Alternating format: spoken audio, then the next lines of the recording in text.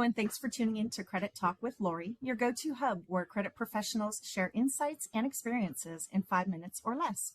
Today, we're joined by Dana Petitt, Regional Credit Manager with Gulf Eagle Supply. So what is an issue that comes up daily in your job that can become an opportunity to make both sales and lose sales? Well, one of the things that I think about on a daily basis is purchase orders, because purchase orders are that funny term that means different things to different people.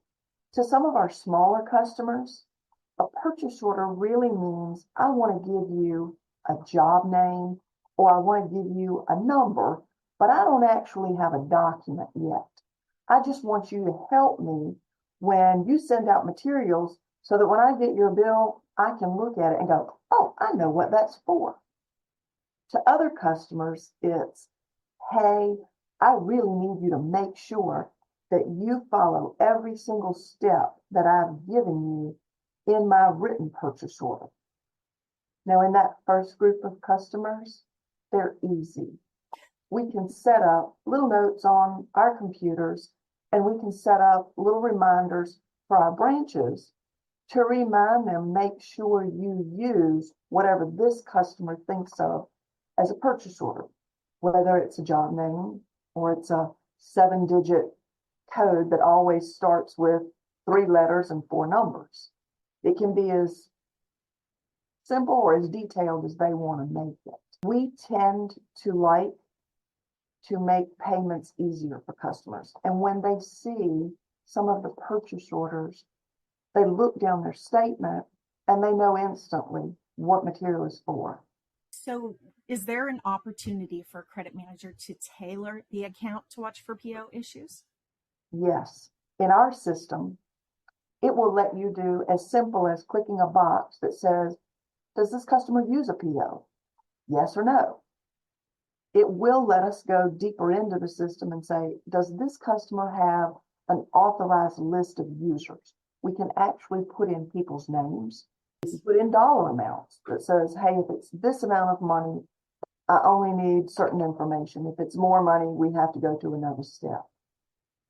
And finally, we have the ability on every order to hard code that PO number so it follows that invoice for the life of the work.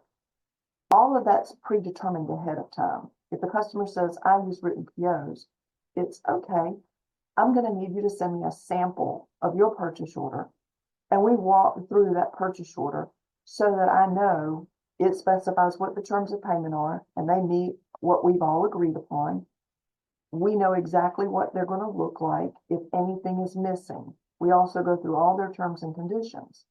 So when we go through those terms and conditions, if there's any disagreement, we iron that out at the front side. We may have to modify a clause, take it out. We both have to initial off on it and say, yes, we're good with accepting.